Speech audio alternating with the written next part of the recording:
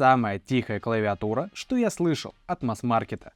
Dark Project в коллаборации с Akka выпустили новую модель 5075S, основной фишкой которой является Akka Fairy Switch Silent. Очень тихие и мягкие свечи. Сегодня я тебе расскажу про эту клавиатуру, а ты не забудь подписаться на наш канал, чтобы не пропускать следующие ролики. У нас будут обзоры не только на клавиатуры, но и на интересную технику. Коробка выполнена в дизайне Dark Project. Спереди у нас изображена сама клавиатура, подписаны бренды и модель. На нижней части также изображен логотип. Верхняя же часть немного отличается от стандартов Dark Project. Тут есть какая-то информация о том, кто изготовитель, импортер. Также показано, что это коллаборация Dark Project и Akka. Есть даже принтик небольшой здесь. Задняя часть выполнена в стиле Dark Project. Тут у нас опять изображение клавиатуры, только под другим углом. Да, под другим углом. Помимо этого показывается, что есть роллер, показано, какие здесь крутые свечи Akka Fairy Silent Switch. И также есть небольшие характеристики. Это все как у всегда. Только единственное, здесь почему-то габариты указаны коробки, а не клавиатура. Меня немного это завело в заблуждение, потому что здесь показан вес почти 1,5 килограмма. Сама же клавиатура весит 900, но об этом я расскажу чуть позже. Внешне ничего больше интересного нет. Снимаем оберточку. И тут показана, опять-таки, коллаборация Dark Project и Akka. Больше нигде ничего нету. В самой же коробке у нас находится, естественно, клавиатурка. Помимо этого есть мануальчик. Это что у нас? Гарантийный талон. И небольшой тубус, в котором находится все необходимое. Это у нас кабель для подключения. У нас клавиатура проводная. Причем кабель подключения почему-то выполнен из резины. Мне казалось, что все уже перешли на плетеные кабели. Очень сомнительная штука. Мне не особо понравилось. Тем более он достаточно упругий и плохо гнется. Помимо этого у нас есть... стабилизаторы для гаскет маунта, если вы хотите разобрать клавиатуру и что-то докинуть. Сменный пробел и Escape, если вдруг вам не нравится дизайн. А об этом мы поговорим чуть позже. Также есть пуллер для снятия кейкапов, несколько свечей, чтобы их потыкать, и пуллер для снятия самих свечей. Интересный, кстати, формат. Обычно кладут такую маленькую, а здесь прям хорошая, большая, удобная и упругая. Больше ничего в этой коробочке нет. Сама же клавиатура находится под защитным транспортировочным пластиком. Здесь у нас изображено Akka, если вам видно. Видите? Вот так вот. Клавиатура в транспортированном пакетике. Звучит кайф просто. Но об этом чуть позже. По комплектациям это все. Я привык к Dark Project, у которых куча всего еще есть. Здесь же очень скромненько. И перейдем к самой клавиатурке. Дизайн достаточно сомнительный. Некоторым он нравится, некоторым не нравится. Я нейтрально к этому отношусь. Я люблю что-то необычное, но и деловой стиль тоже должен быть. Многие придирались к пробелу. Не знаю, что такого в нем плохого. Вроде нормально. Прикольненько. В любом случае можно поменять. Клавиатура у нас 75%, как это было понятно из названия. Наверху у нас находится роллер, который очень плавно, делениями передвигается, просто кайф. Одно удовольствие его тыкать. Единственное, с чем я соглашусь, что в этом дизайне очень плохо, это цвет символов. Он оранжевый на белых таких молочных кейкапах. Также мне не очень нравится, что блок стрелочек находится чуть ниже. Места тут достаточно, можно было сделать вплотную. Не знаю, почему так захотели сделать. Это вроде как фишка Akka. К сожалению, нигде никакой информации я не смог найти, что за принт, откуда он взят, но по логике это понятно, что взят логотип Akka разукрашенный и разрисован по всей клавиатуре. На передней части у нас красуется логотип. Мне очень нравится, лаконичный, красивенький. С другой стороны находится Type-C для заряда... Не зарядочка, для подключения, потому что клавиатура у нас проводная. В основании, как всегда, имеется 4 прорезиненные ножки. Верхние почему-то чуть поменьше, ну, нормально. И 2 двухуровневые, естественно. Куда без них. Помимо ножек, в основании у нас есть тумблер переключения режимов работы с Windows на Mac. И есть режим USB. Прикол в нем не особо понимаю, но в любом случае USB это по дефолту ставит Windows. Скорее всего, для удешевления производства данной клавиатуры тумблер должен быть на беспроводной версии. Также здесь есть специальный отсек, чтобы прятать донгл, но он запаян.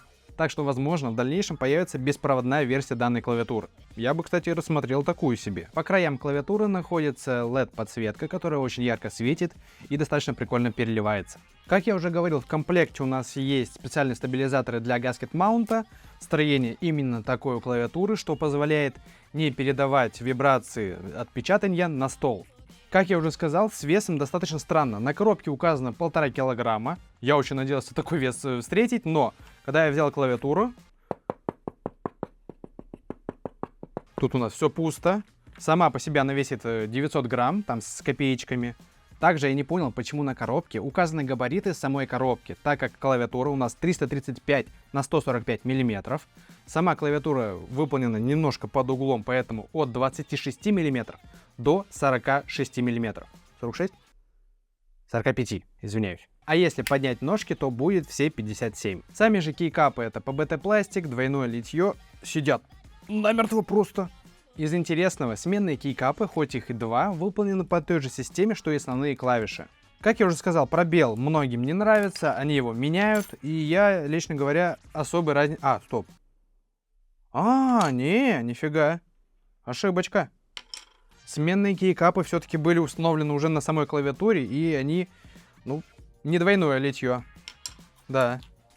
Поэтому они и достаются намного легче, чем обычные кейкапы. Да-да. Тут, кстати, даже видно, что разная схема применена. Здесь, допустим, колпачки более округлые. Блин, а тогда разница в звуке будет?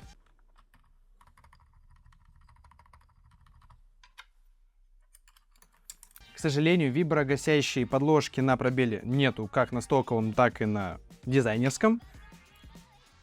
Но звук у них может быть, кстати, отличаться. Мне кажется, меняется.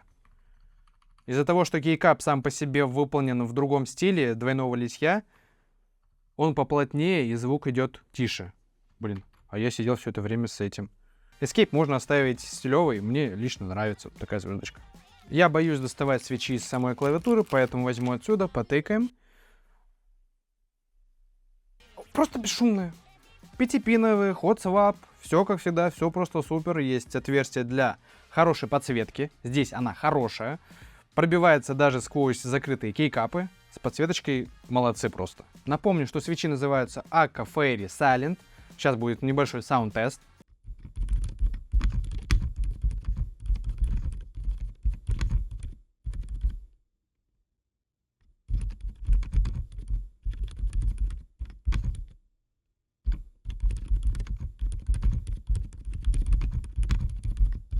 Это был небольшой отрывочек, в описании будет ссылка на полноценный саунд-тест.